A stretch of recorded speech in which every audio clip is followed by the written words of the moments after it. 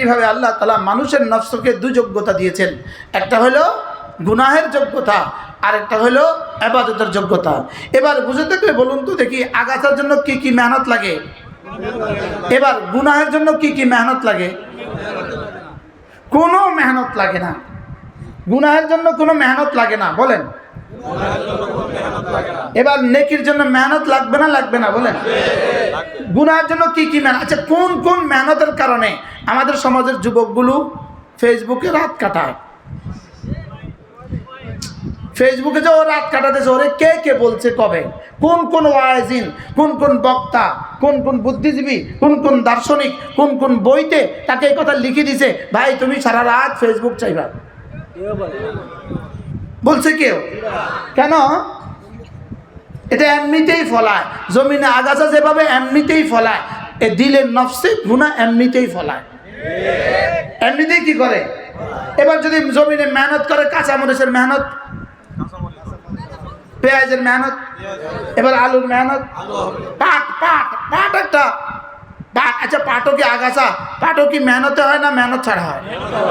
একটা ফসল বলেন মেহনত ছাড়া হয়, বলেন। তো একটা ফসল যদি মেহনত ছাড়া না হয়, একবার সুবহানাল্লাহ মেহনত ছাড়া হবে না। কি হয়?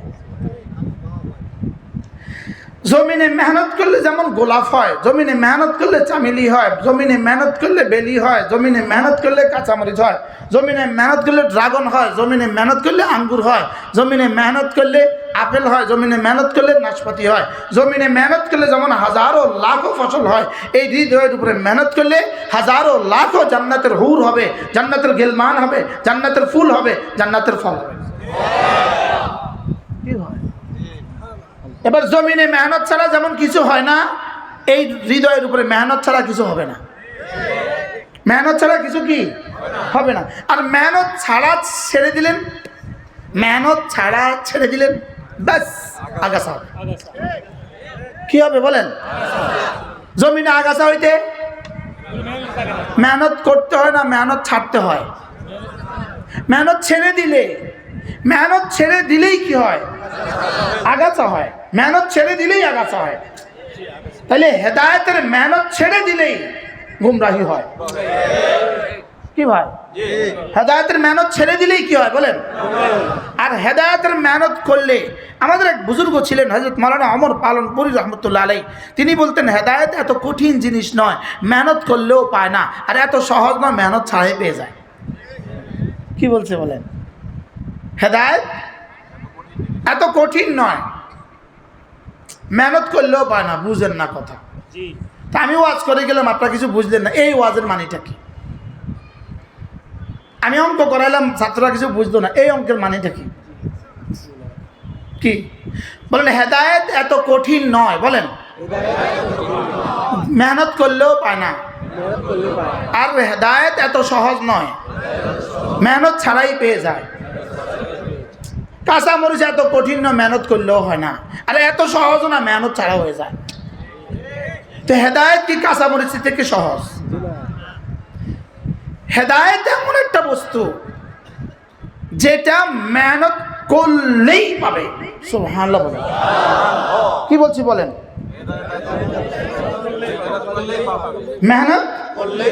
মেহনত করলেই পাবে। ওয়াল্লাযীনা জাহাদু ফীনা লানাহদিয়ান্নাহুম সুবুলানা। আমাকে পাবার আশায় তুমি মেহনত করবে যত, হেদায়েতের দুয়ারগুলো আমি খুলে দিব তত। কি হয়? মুজাহাদা করবে যত, বলেন। মুজাহাদার বাংলা কি? চেষ্টা। মেহনত, মেহনত করবে যত, বলেন, হেদায়েতের দুয়ারগুলো খুলে দিবে তত। এই জন্য আমাদের প্রত্যেকের জন্য জীবনের সবচেয়ে বড় দরকার, সবচেয়ে বেশি প্রয়োজন হেদায়েত। সবচেয়ে বেশি প্রয়োজন কি বলেন? আবার বলেন, সবচেয়ে বেশি প্রয়োজন কি? দেখেন, আমাদের জন্য শীতের ল্যাফের দরকার, এটা দরকার। গরমে আমাদের জন্য ফ্যানের দরকার। লেকিন আপনি বলেন তো, আপনি জীবনে কতদিন দোয়া করছেন, আল্লাহ আমার একটা ল্যাফের ব্যবস্থা করে দাও, আল্লাহ আমার একটা ফ্যানের ব্যবস্থা করে দাও? আপনি জীবনে কয়বার দোয়া করছেন? কিন্তু এটা দরকার, দরকার। ল্যাব দরকার, ফ্যান কি দরকার, লেকিন এই দরকারের লাগে আপনি কি করেন নাই? এটা কিন্তু দরকার, অবশ্যই দরকার, লেকিন একবারও দোয়া করেন নাই। লেকিন হেদায়েতের জন্য রব্বুল আলামিন প্রতিদিন 32 বার দরখাস্ত করাকে ওয়াজিব বানিয়ে দিয়েছেন। কতবার? হেদায়েতের দরখাস্ত প্রতিদিন কতবার করতে হয়? আমরা করছি না? আজকে করছেন কিনা? আজকেও করছেন, গতকালকেও করছেন, এর আগের দিনও করছেন। ইহদিনাস সিরাতাল মুস্তাকিম পড়েন, ইহদিনাস সিরাতাল মুস্তাকিম। নবী যদি হয় তাকেও করতে হয়, সিদ্দিক যদি হয় তাকেও করতে হয়, সাইয়্যিদুল মুরসালিন তাকেও করতে হয়েছে প্রতিদিন 20 বার 32 বার। সুবহানাল্লাহ। হযরত সিদ্দিক আকবর তাকেও করতে হয়েছে 32 বার। আপনাকে আর আমাকে প্রতিদিন কতবার করতে হয়? এজন্য আল্লাহ রাসূল বলেন, আল্লাহ তাআলা বলেন হাদিসে কুদসি, ক্বাল রাব্বু আযজা ওয়া জাল্লা, আল্লাহ তাআলা বলেন, ইয়া ইবাদি, হে আমার বান্দারা, ইন্নাকুম দাল্লুন, তোমরা সকলেই পথহারা, তোমরা সকলেই গুমরাহ, তোমরা সকলেই পথভ্রষ্ট, ইল্লা মান হাদাইতুহু, যাকে আমি হেদায়েত দেই সে ছাড়া। সুবহানাল্লাহ। ফাস্তাদুনি, অতএব তোমরা আমার কাছে হেদায়েত চাও। আহদিকুম, আমি হেদায়েতে তোমাকে ধন্য করে দিব। অর্থাৎ তুমি গুমরাহ হয়েই দুনিয়াতে আসছো। তুমি চেষ্টা বাদ দিলেই তুমি গুমরাহ হয়েই যাবা। যাকে আমি হেদায়েত করি সে ছাড়া সব গুমরাহ। আর আমি কাকে হেদায়েত করব? যে আমার কাছে হেদায়েত চায় আমি তাকে হেদায়েত দিব। যে আমার কাছে কি চায়? এই জন্য মাঝে মাঝে বলা উচিত, আল্লাহ আমাকে না হেদায়েত দিয়ে দেন। আমরা যেটা বলছি সূরা ফাতিহা, এটা কিন্তু না বুঝে বলছি। বাস্তব না বাস্তব বলেন? এটা ময়না আর তোতার মতো বলছি, ময়না আর তোতা। আমরা যখন এয়ারপোর্টে নামি তো ভিনদেশি বিমানবালা সে ইংরেজিতে বলে হযরত শাহজালাল এয়ারপোর্ট। আচ্ছা, এই বেটি কি বুঝে হযরত শাহজালাল কে? এই বেটি কিছু বুঝছে? এ বেটি বুঝে ইনি পুরুষ না মহিলা, কত আগের মানুষ, কি জিনিস, এ বেটি কিছু বুঝে? এ বেটি কি বলছিল? স্টাইল করে বল, হযরত শাহজালাল এয়ারপোর্ট বলছে কি বলছে না বলেন? এই বেটি যেই বুঝাটা বুঝছে, আমাদের ইহদিনাস সিরাতাল মুস্তাকিম সেই বুঝাটা হচ্ছে। মনে হয় বুঝেন নাই?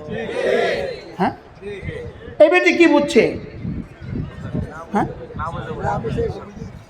না বুঝেই বলছে। বেটি এটারে কোনো বুঝার লেগে বলে নাই। বেটির এখানে হযরত শাহজালাল উদ্দেশ্য না, এখানে এয়ারপোর্ট উদ্দেশ্য। এখানে কি উদ্দেশ্য? এয়ারপোর্ট উদ্দেশ্য। এখানে কোনো হযরত শাহজালাল বেটির কোনো উদ্দেশ্য না, এখানে এয়ারপোর্ট। আমরা বলি সৌদি আরবে গেলে, ভাই তুমি কোথায়? আমি মালিক ফাহাদ গেটে আছি। এখানে গেট উদ্দেশ্য না মালিক ফাহাদ উদ্দেশ্য? গেট। এখানে কোনটা উদ্দেশ্য বলেন? আচ্ছা, আরো সহজ উদাহরণ, ময়না যে বলে আসসালামু আলাইকুম, ময়নার এখানে কি উদ্দেশ্য? ময়না পাখি যে বলে আসসালামু আলাইকুম, এখানে ময়নার কি উদ্দেশ্য? হ্যাঁ, ময়নার এখানে কোনো উদ্দেশ্য আছে? এখানে ময়নার কোনো উদ্দেশ্য না। আচ্ছা, আরো সহজ করি, মোবাইলে যে বলে, মোবাইলের রিংটোন দিয়েছেন আসসালামু আলাইকুম, এখানে মোবাইলের কি উদ্দেশ্য? আপনার সালাম দেওয়া উদ্দেশ্য?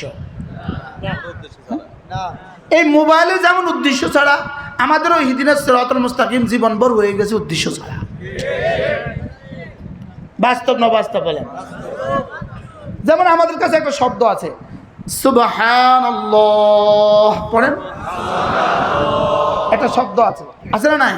এখানে মূলত দুটো শব্দ, এটা হলো সুবহান আর হলো আল্লাহ। তাহলে শব্দটা কি? সুবহানাল্লাহ, পড়েন। প্রশ্ন, এই দুইটা শব্দের মধ্যে উদ্দেশ্য কোনটা? না বুঝে উত্তর দিব আল্লাহ উদ্দেশ্য। এই দুটো শব্দের মধ্যে কোনটা উদ্দেশ্য একটু বুঝুন। হ্যাঁ, শব্দ তো দুইটা, সুবহান আর আল্লাহ। এই দুটার মধ্যে উদ্দেশ্য কোনটা?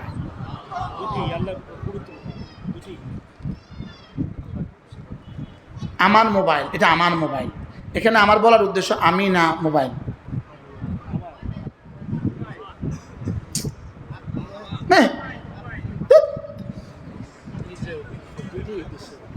মুজাফেলার মধ্যে কোনটা উদ্দেশ্য হয়? সম্বন্ধীয় পদের মধ্যে কোনটা উদ্দেশ্য হয়? আমার কলম, এখানে কলমে না উদ্দেশ্য না, আমি কেডা মনে হয় বুঝেন নাই কথা মনে হয়। এখানে আমার কলম কইছে, আর আপনি আমার দিকে ফিরছেন না কলমের দিকে ফিরছেন?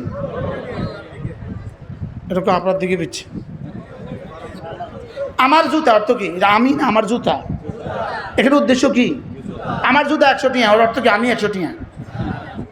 কি উদ্দেশ্য? জুতা উদ্দেশ্য। মুজাফ মুজাফেলার মধ্যে মুজাফ উদ্দেশ্য হয়, মুজাফেলায় উদ্দেশ্য হয় না। সম্বন্ধ সম্বন্ধীয় পদের মধ্যে যাকে সম্বন্ধ করা হয় সেটা উদ্দেশ্য হয়, যার দিকে সম্বন্ধ করা হয় সেটা উদ্দেশ্য হয় না। ইনি চেয়ারম্যান সাহেবের ড্রাইভার, এর কি ড্রাইভার উদ্দেশ্য না চেয়ারম্যান সাহেব উদ্দেশ্য? একটু তো বুঝে গেছে, ড্রাইভার উদ্দেশ্য।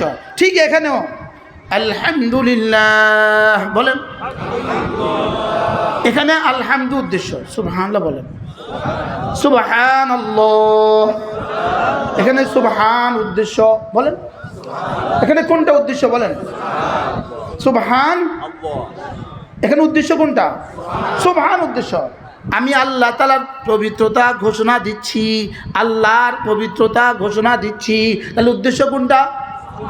পবিত্রতা। উদ্দেশ্য কোনটা? পবিত্রতা। এখন আপনি যে জীবনে বুঝলেন না আমি কি বলছি, তো উদ্দেশ্য কি হয়েছে এখানে? উদ্দেশ্য কিছুই হয় নাই, মনে হয় বুঝেন নাই কথা। আপনি যে বুঝলেন না কিছু, তা আপনার উদ্দেশ্য কি হয়েছে এখানে? হ্যাঁ, এটা কি ভাই? এটা আমার ফুল, এটা আমার ফুল, এটা আমার ফুল। এটা ফুল উদ্দেশ্য না আমি উদ্দেশ্য? এখন আপনি কিছুটা বুঝছেন কিনা বলেন না? বলেন আমার ফুলে আপনি কি বুঝছেন? ফুল ফুল ফুল, এটা লাল, এটা সবুজ, এটা হলুদ। হুজুর এখানে একটা ফুল আছে, এটা হুজুর বলছে হুজুরের ফুল। এবার সুবহানের মধ্যে আপনি যে জীবনে কিছুই বুঝলেন না, আমি মনে বুঝাতে পারলাম না মনে হয়। হ্যাঁ, আল্লাহ পবিত্র, আল্লাহ মহাপবিত্র। ভাই ইকো বন্ধ করো, ইকো বন্ধ করো। আল্লাহ মহাপবিত্র, এই শব্দটা আল্লাহ মহাপবিত্র। বলেন বলেন বলেন বলেন সুবহানাল্লাহ। আবার বলেন। এই শব্দটা একবার যদি কোনো মুসলমান বলে, একবার সুবহানাল্লাহি আ'যামু মিন উহুদিন, একবার সুবহানাল্লাহ উহুদ পাহাড়ের চেয়েও ভারী। কি বলছি? আচ্ছা, এখন প্রশ্ন হলো, যদি আপনাকে বলতে একবার সুবহানাল্লাহ বললে 10 টাকা দিবে, বলুন তো আপনি জীবনে কয়বার বলতেন? হ্যাঁ হ্যাঁ, 10 টাকা দিলে কয়বার? আচ্ছা 100 টাকা দিলে কয়বার? এবার 1000 টাকা দিলে কয়বার বলতেন? আচ্ছা রাখেন 1 লাখ টাকা দিলে কয়বার বলতেন? রাখেন 1 পয়সা দিলে কয়বার বলতেন? অথচ রাসূল বলেন সুবহানাল্লাহি আ'যামু মিন উহুদিন, একবার সুবহানাল্লাহ উহুদের চেয়েও ভারী। কি হয়? সুবহানাল্লাহ। আরো আগে বেড়ে আপনি বলতে পারেন একবার সুবহানাল্লাহ শব্দটা জান্নাতুল ফেরদাউসের চেয়েও বেশি দামি। পারলে এর চেয়ে দামি কিছু বলেন আপনি। এটা বুঝি কথা বুঝি জান্নাতের চেয়ে বেশি দামি? প্রশ্ন করেন, বলেন বলেন। শুধু জান্নাতের চেয়ে বেশি দামি, এটা বুঝি একটা কথা বলেন আপনি। একবার সুবহানাল্লাহ জান্নাতের চেয়ে বেশি দামি, এটা বুঝি একটা কথা, এটা বুঝি একটা কথা। প্রশ্ন আর কি, বুঝি এটা বুঝি একটা কথা। একবার সুবহানাল্লাহ জান্নাতের চেয়ে বেশি দামি, হ্যাঁ এটাই কথা। একবার সুবহানাল্লাহ জান্নাতের চেয়ে বেশি দামি। প্রশ্ন হুজুর কেন? সুবহানাল্লাহ হলো কর্ম, জান্নাত হলো পুরস্কার। কর্ম আর পুরস্কারের মধ্যে কর্মটা দামি হয়। সুবহানাল্লাহ বলেন। কর্ম আর পুরস্কারের মধ্যে কি দামি হয় বলেন?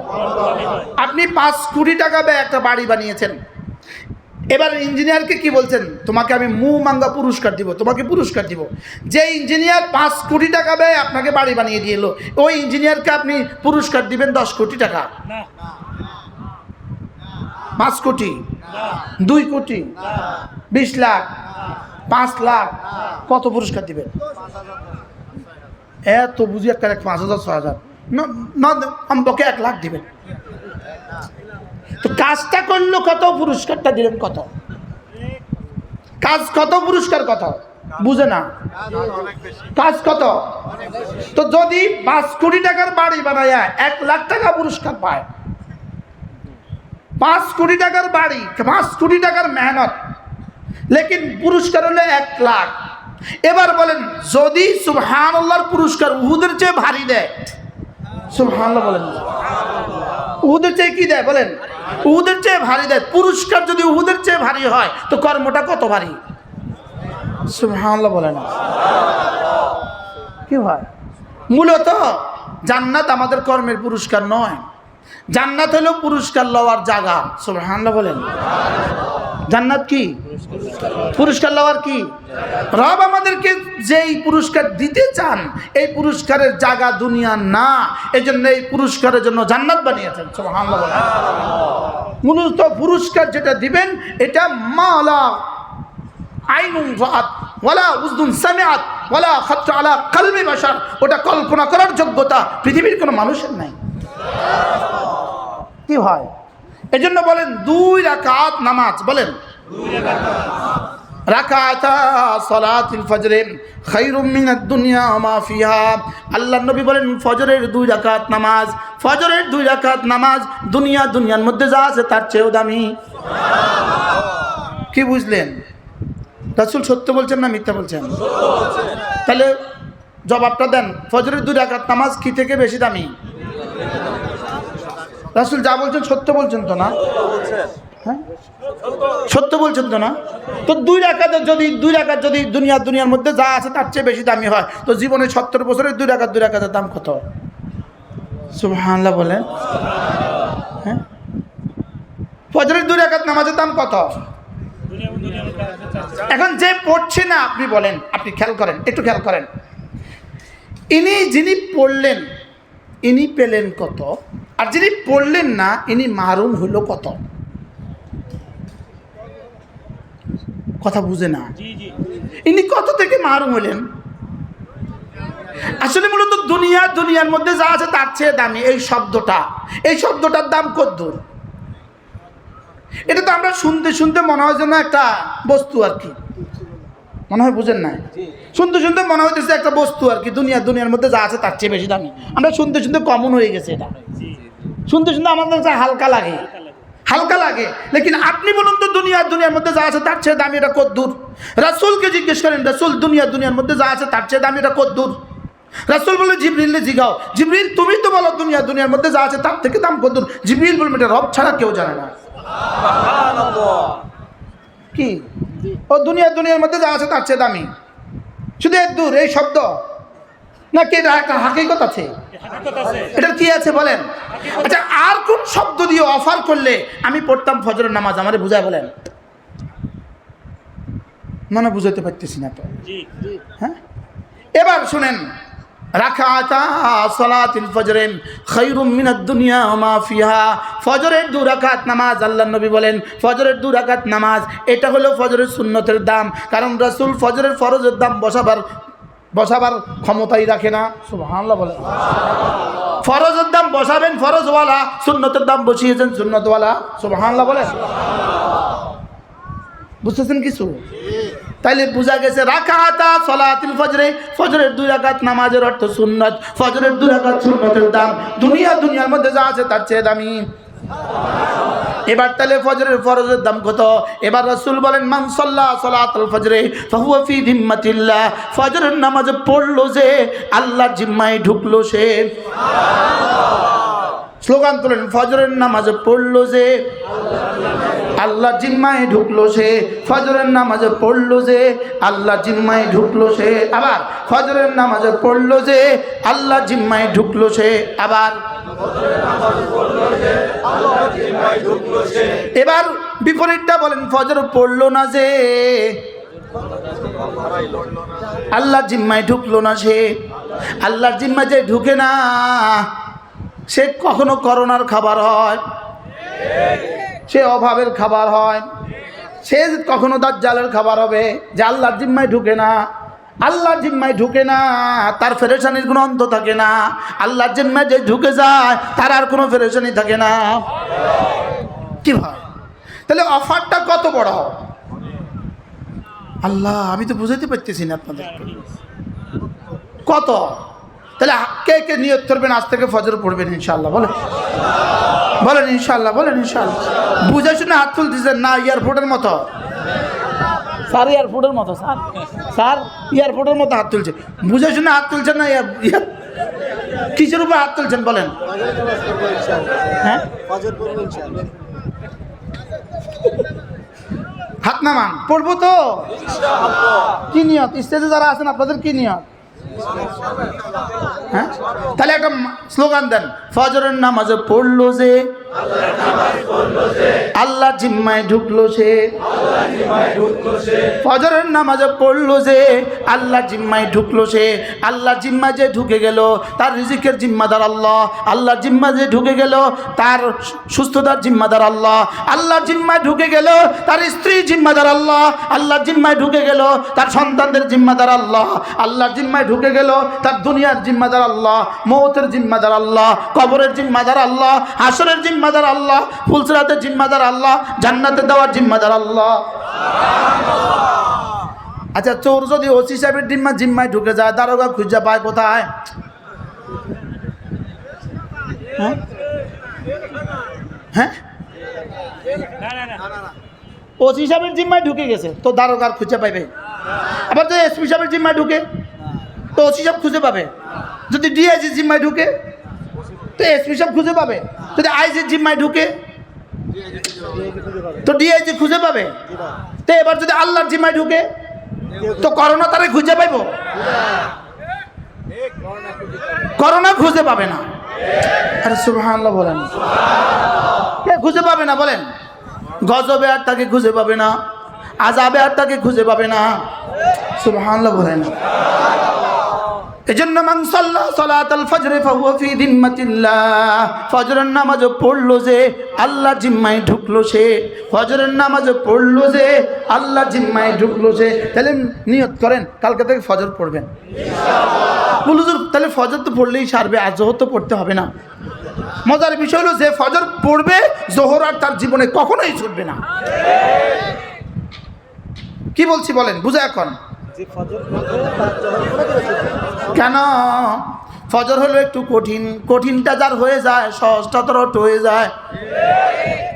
এই জন্য আল্লাহ নবী বলেন দুটো নামাজ বড় শক্ত, মুনাফিকের জন্য বড় ভারী, মুমিনের জন্য বড় সহজ।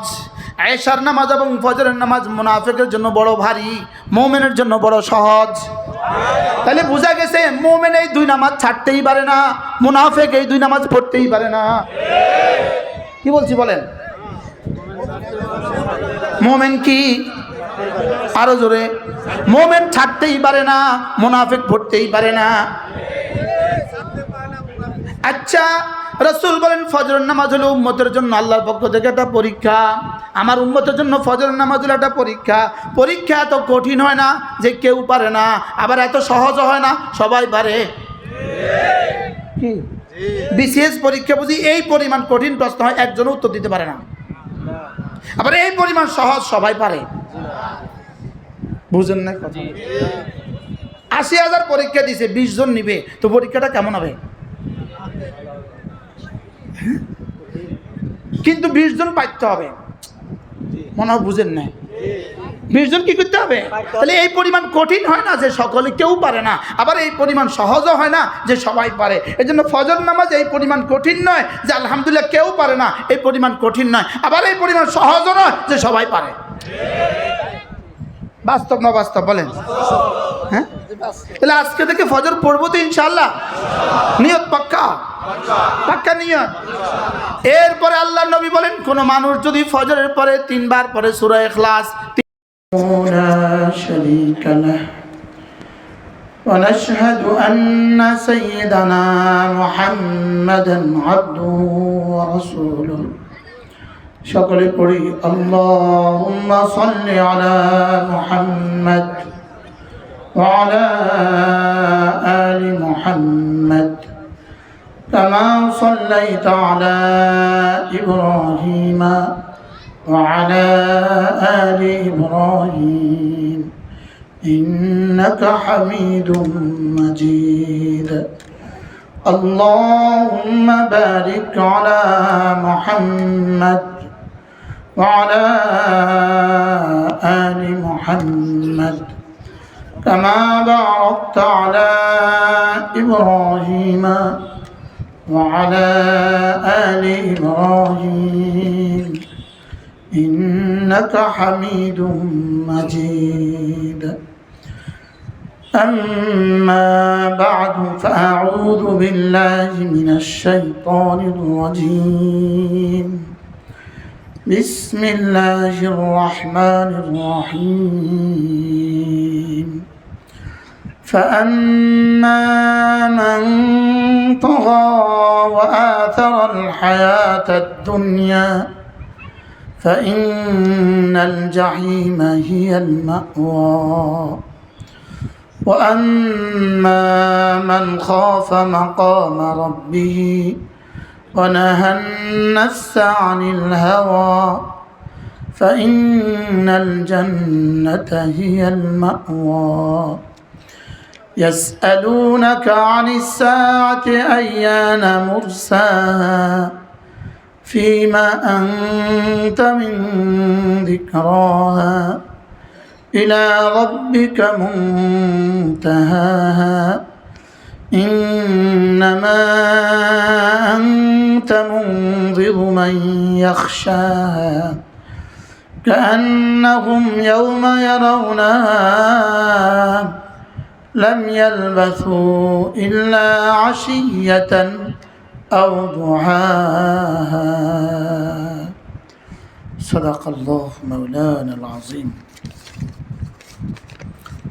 আজকে 27 অক্টোবর 2025 সিন্দুরি জামিয়া হুসাইনিয়া আব্দুল কাদের রাহমাহুল্লাহ মাদ্রাসা আমিনপুর পাবনা এর উদ্যোগে আয়োজিত আজকের 13তম ওয়াজ ও দোয়ার মাহফিলের শ্রদ্ধেয় সভাপতি, উপস্থিত হযরত উলামা ইকরাম, মঞ্চে উপস্থিত অত্র থানার সম্মানিত ওসি মহোদয়, শ্রদ্ধেয় সুধী সমাজ, আমার যুবক ভাইয়েরা, পর্দার আলের মা ও বোনেরা, আল্লাহ তাআলার অগণিত অসংখ্য প্রশংসা, যিনি দয়া করে মেহেরবানি করে আমাকে আপনাকে কুরআনে কারীমের নিসবতে, দাওয়াত ও তাবলীগের নিসবতে, জিক্র ও ফিক্রের নিসবতে একত্রিত হয়ে কুরআনে কারীম থেকে কিছু কথা বলার শোনার তৌফিক দান করেছেন, এজন্য বলি আলহামদুলিল্লাহ।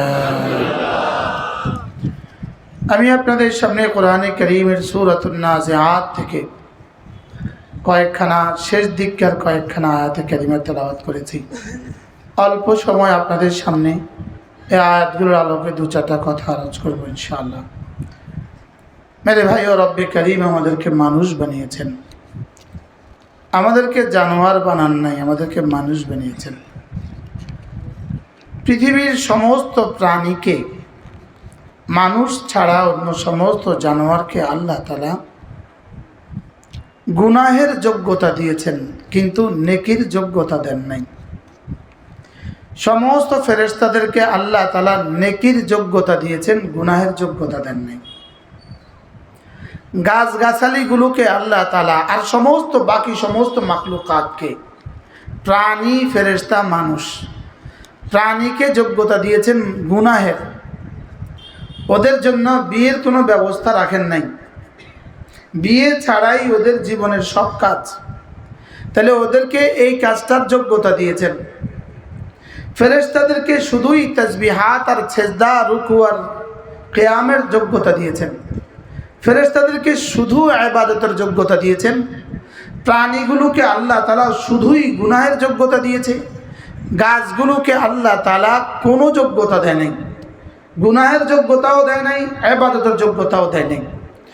গরুগুলোকে যে গুনাহের যোগ্যতা দিয়েছে, ইবাদতের যোগ্যতা দেয় নাই।